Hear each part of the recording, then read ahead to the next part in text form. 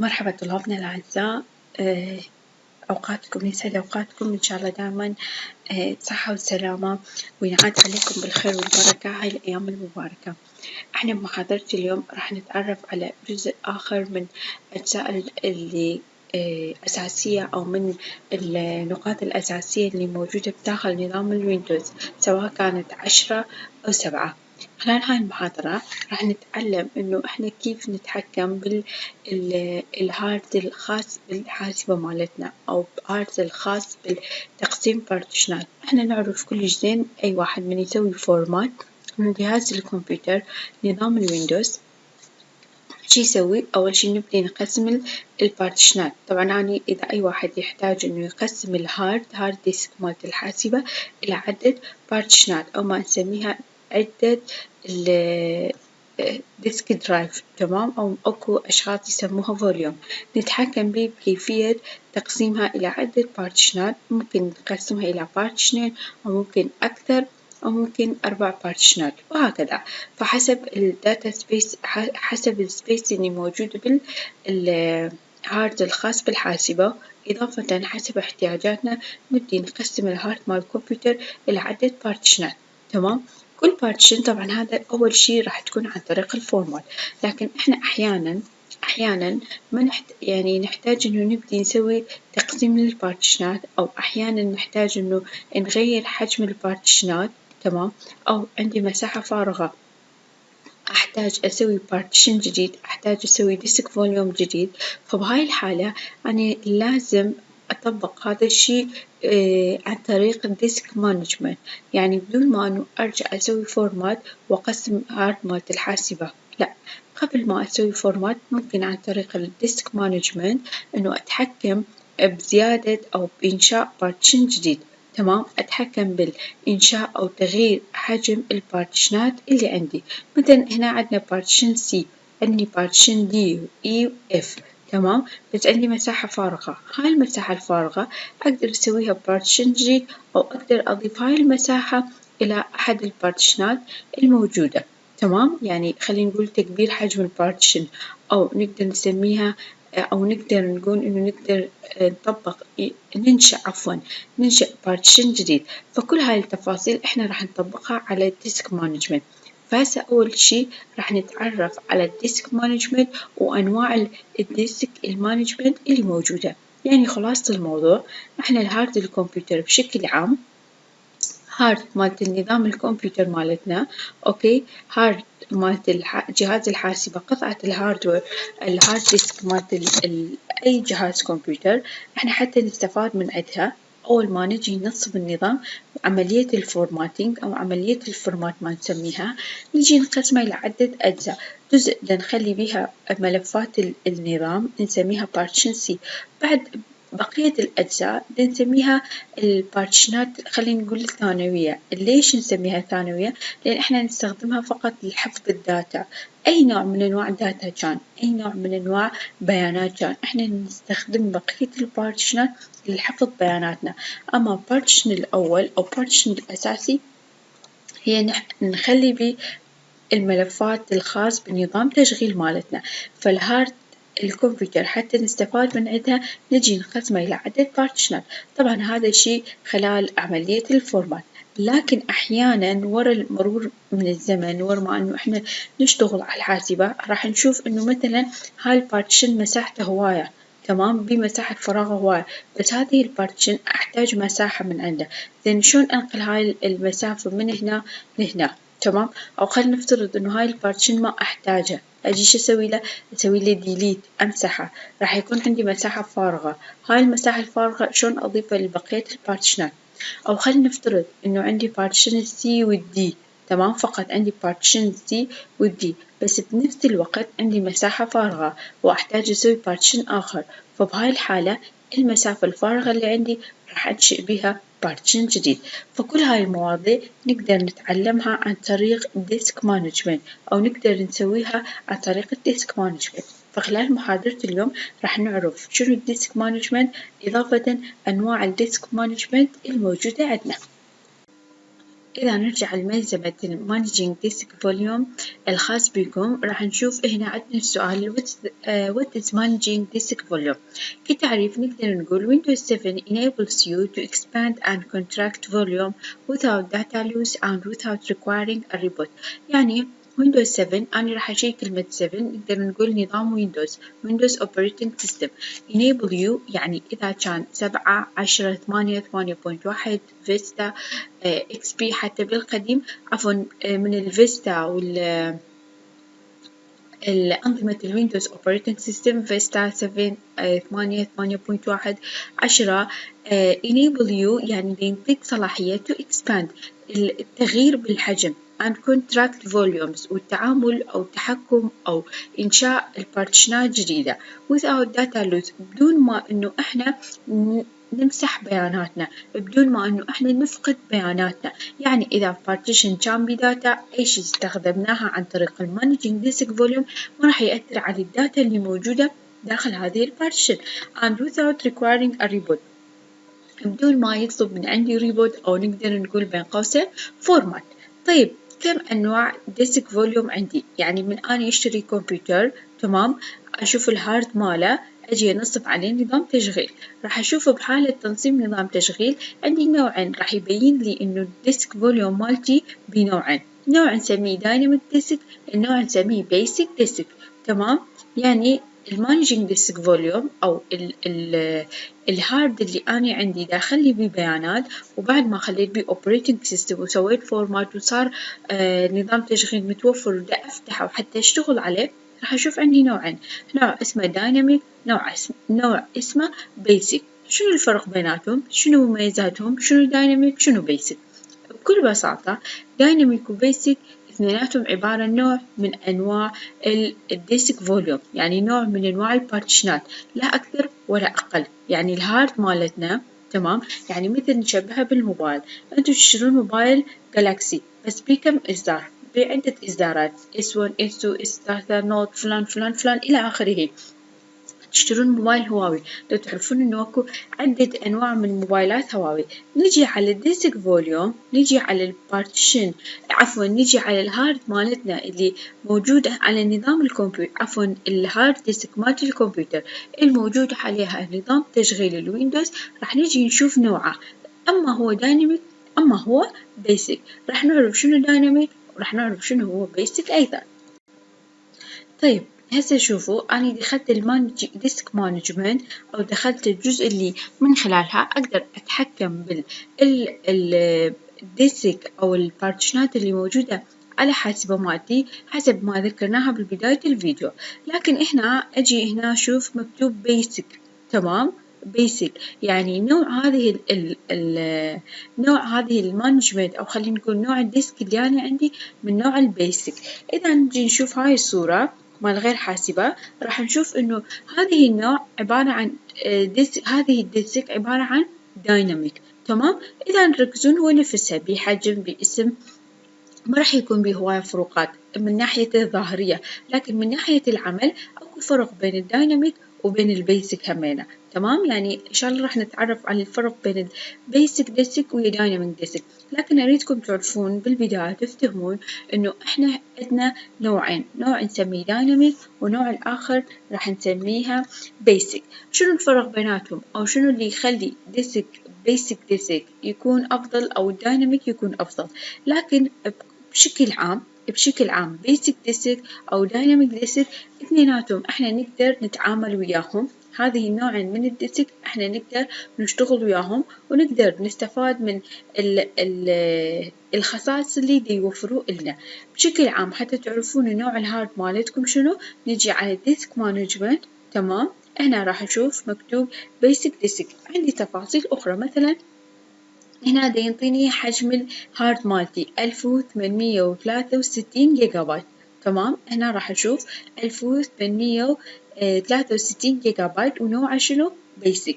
طيب هنا عندي بارتيشن سي مكتوب بارتيشن سي حجمه ايش قد 799 جيجا بايت. هنا عندي بارتيشن دي حجمه 507 جيجا بايت. بارتيشن اي 14.65 جيجا بايت.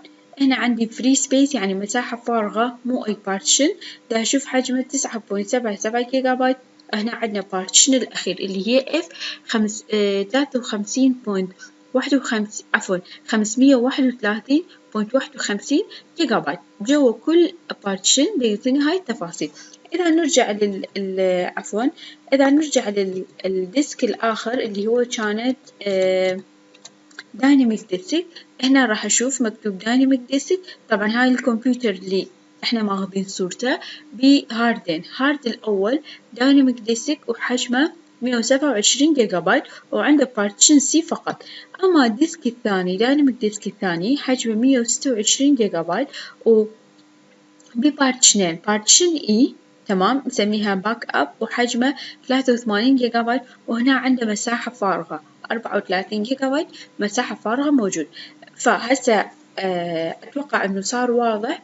عندنا نوعين من الهارد، من الديسك بيسك عفوا من الديسك، واحد من عندها اسمه بيسك والثاني اسمه دايناميك. شنو الفرق بيناتهم؟ طيب هسه احنا الكمبيوتر مالتي او الجهاز الكمبيوتر اللي هسه أنا دا اصور بيه ودا اشتغل عليه، الديسك اللي موجود بيه عبارة عن بيسك تمام، وهنا عندي صورة الغير حاسبة الديسك ماله عبارة عن دايناميك. طيب شنو الفرق بيناتهم؟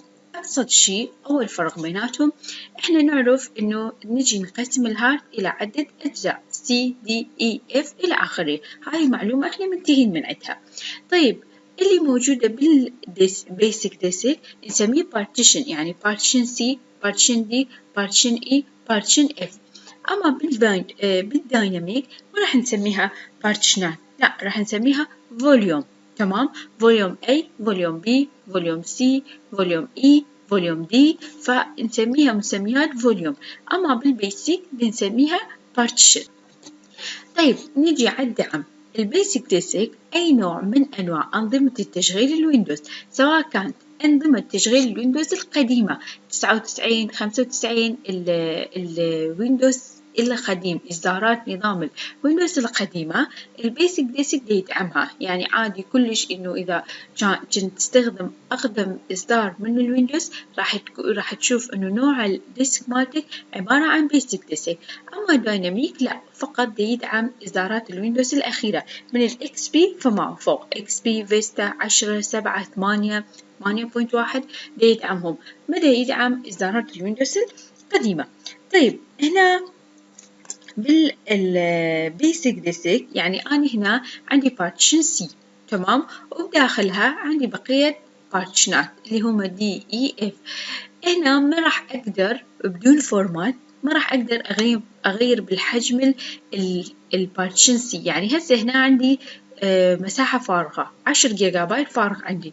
إذا أريد أضيف هاي 10 جيجا بايت إلى بارتيشن سي، يعني حتى حجم البارتيشن سي يكون زايد يزيد أغير حجمه، بالبيسك ديسك ما عندي هاي الخاصية، يعني ما يدعم هاي الخاصية. فإذا نشوف هنا ما عندي extend volume ما يدعمها، راح أقدر أغير بالحجم البارتيشنات الأساسية. ليش؟ لأنه بيسك ديسك ما يدعم إنه أغير بسعة المساحة اللي خاصة بأي بارتيشن، إلا في حال الفورمات. عن طريق الفورمات أنا ممكن أقدر أرجع أقسم البارتيشنات وأقدر أغير أحجامهم، أو نستخدم برامج خارجية. يعني عادي بدون فورمات أكو هواية برامج بيدعمون تغيير حجم البارتيشنات، منها إذا كان نوع الديسك مالتنا بيسك. أما بالنسبة للديسك مانجمنت عفوا دايناميك ديسك، هنا مثلا عندي 43 جيجا بايت أريد أضيفه للبارتيشن إي تمام، أريد أغير حجمه، هنا بكل بساطة أقدر أضيف 43 جيجا بايت على هاي البارتيشن وأغير بالحجمه. نيجي على أنواع. بالبيسك ديسك أنا عندي نوعين أساسية تمام، يعني البيسك ديسك بنوعين. شلون ما إنه أي شيء بهاي الحياة نشوف بيه عدة أنواع تمام. مثلا لابتوبات إحنا عندنا أنواع لابتوبات، منها HP منها ديل منها أبل منها آيسر إلى آخره. هنا بالديسك مانجمنت سواء كان بيسك أو سواء كان دايناميك بكل واحد من عندهم عندي عدة أنواع. مثلا بالبيسك ديسك أنا هنا عندي إذا تركزون عندي بارتيشن سي اللي هو بارتيشن الأساسي، مقابلها مكتوب برايمري بارتيشن يعني بارتيشنات الأساسية. إذا نجي على الدي والإي والإف هنا راح نشوف مقابلها مكتوب لوجيك درايف، لوجيك درايف، لوجيكال درايف. تمام، يعني بهاي الحالة نقدر نقول عندي نوعين، نوع نسميها بالبيسك نسميها primary partition، هنا مكتوب primary partition. النوع الثاني إذا تجون راح نباوع على اللون، هنا عندي أخضر مكتوب extend partition وبداخلها شنو عندي logical drive. يعني البيسك ديسك بنوعين، نوع primary ونوع extend أو نقدر نقول logical drive. تمام، أما نجي على دايناميك عندي 5 أنواع منها، كل نوع من أنواع الدايناميك بمواصفات يختلف عن الثاني. فبين الأنواع البيسك ديسك راح نشوف النوعين، برايمري اللي نخلي بيه نظام تشغيل مالتنا اللي هو partition C، لازم يكون برايمري حتى يتقبل إنه وقت الفورمات أو وقت تنصيب أنظمة التشغيل إنه إحنا نسوي انستول للنظام التشغيل.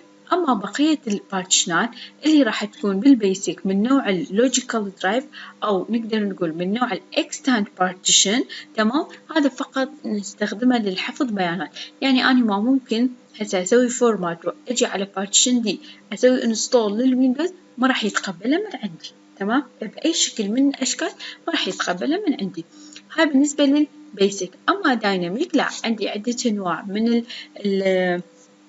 بارتيشنات منها simple span striped RAID وإلى آخره، ما حاجة ندخل تفاصيلها، لكن بالدايناميك عندي عدة أنواع وقابل لتغيير سعة خزنها، بعكس مالت البيسك إنه إحنا ما نقدر نغير سعة خزن مالها إلا استخدام برامج خارجية أو عن طريق الفورمات.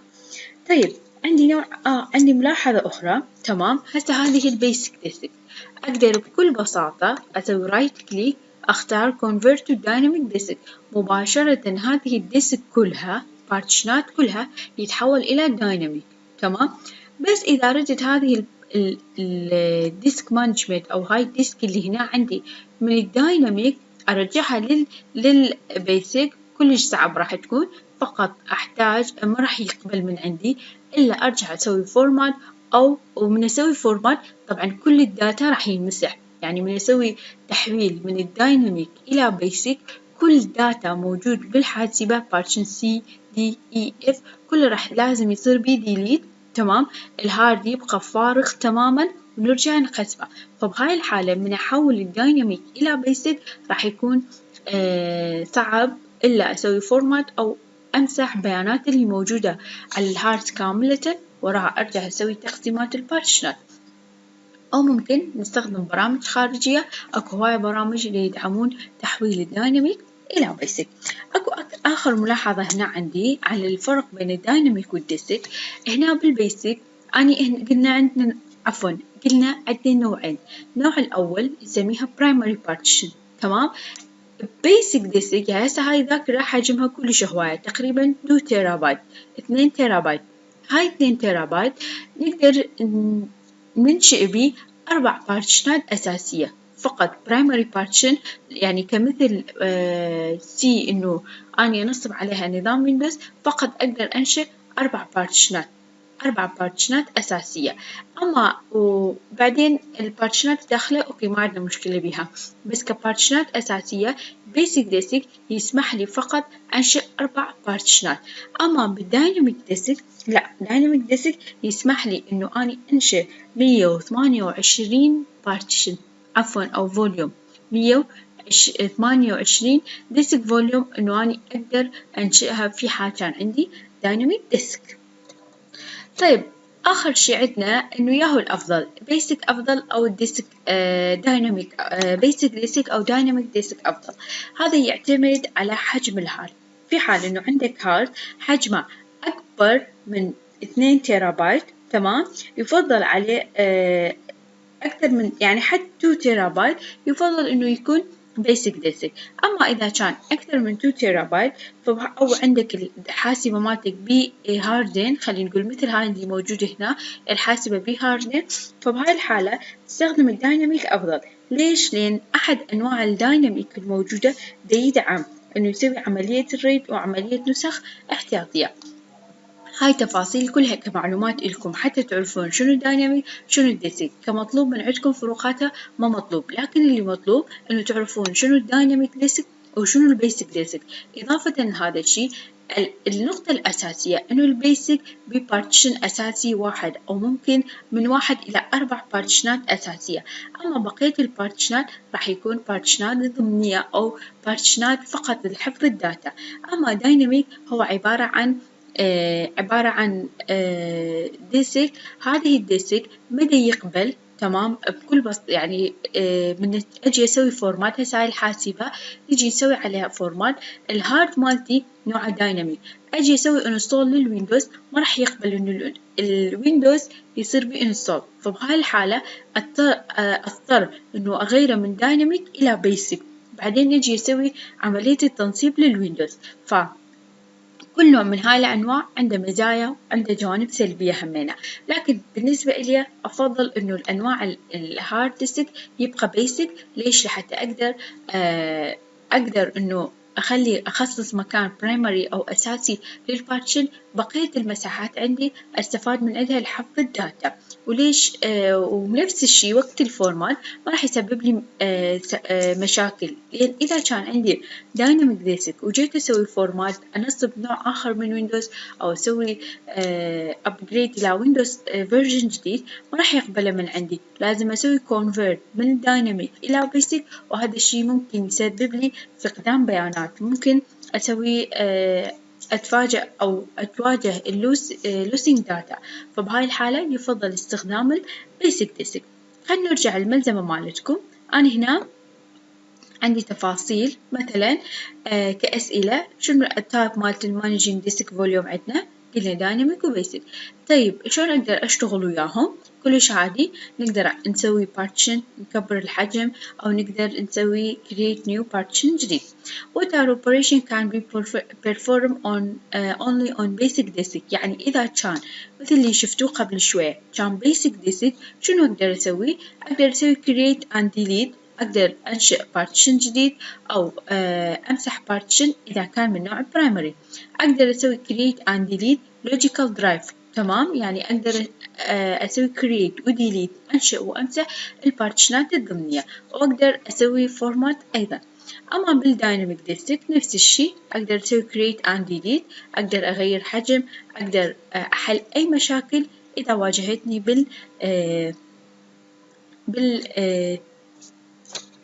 أي مشاكل repair volume، أي مشاكل بالبارتيشن واجهتني عن طريق repair volume ممكن أحل هاي المشاكل. فهاي هي معلومات لكم حتى تعرفون شنو managing disk volume، كم نوع من أنواع موجود. أما اللي مطلوب من عندكم فقط تعريفه وفقط تايب أيضا، حتى هاي التفاصيل ما مطلوبة، مجرد التعريف ومجرد التايب، لكن هاي المعلومات أساسية وإحنا لازم نعرفها حتى نقدر نستمر، نقدر نسوي بارتيشن جديد، نقدر نطبق بقية الخطوات من إنشاء بارتيشن جديد أو استفادة من المساحة اللي موجودة بداخل الهارد، حتى نقدر نضيفه إلى بارتيشن قديم أو نقدر ننشئ به بارتيشن جديد.